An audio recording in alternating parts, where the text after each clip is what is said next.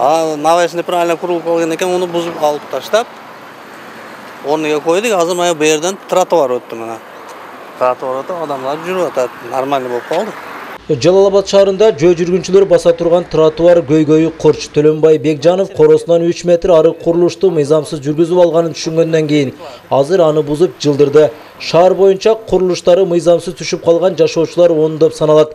Анын айынан жөө жүргүнчүлөр каттай албай убара. Мисалы Балтагулов көчөсүндө тротуар жок болгондуктан басууга ыңгайсыз болуп келсе, азыр бул маселе чечилди. Мурун бу жерде тротуар жок болчу. Балдарама жол чекесе жүрүп, машиналар канча жерде авария болду ойларда. Мына азыр эми азыркы бийлик чырайлы кылып тротуарларды сап койду, мына мындай болуп. Балдар, баягы кемпир чалда жүрүп атат, беймал. Азыр машина отдельно аякта жүрүп атат, эл буякта отдельно жүрүп атат. Жакшы болду баары.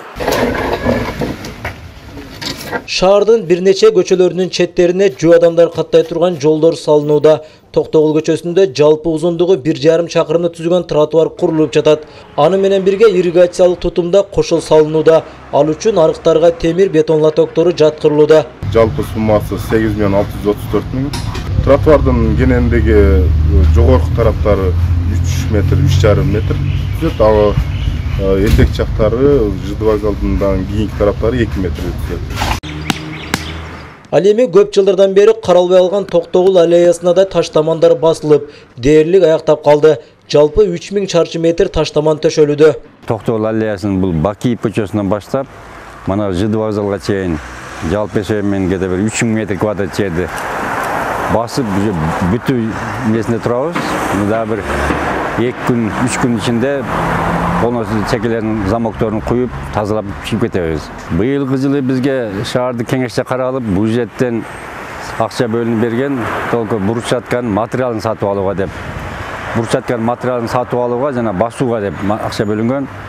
Өзүбүздүн күчүбүз менен, өзүнүн жумушчулардын эсебинен былтыр күзүндө кичинекей цех ачканбыз, ошол жерде бурчатка чыгарып жатабыз. Ушинтип Алия паркыбызга ушундай темир жолго чейин жакшы болуп бурчаткалар басылып калды. Мурда жолубуз мындай эмес эле, биз сейилдеп, ушинтип жүргөнүбүздө буттарыбыз лай болуп кетчү эле. Азыр ушундай бурчаткалар басып жакшы болуп калды, бизге сейилдегенге деле, окуубузга барганга деле. Быйыл Жалал-Абад шаары боюнча 3 чакырым тротуарга жана 20 чакырым жолго асфальт төшөө пландалган. Мындан сырткары шаардан Жалал-Абад санаториясына чейин вело жол курулат. Ильяс Турдубай уулу, Баяман Тургуналиев, Ала Тоо 24, Жалал-Абад облусу.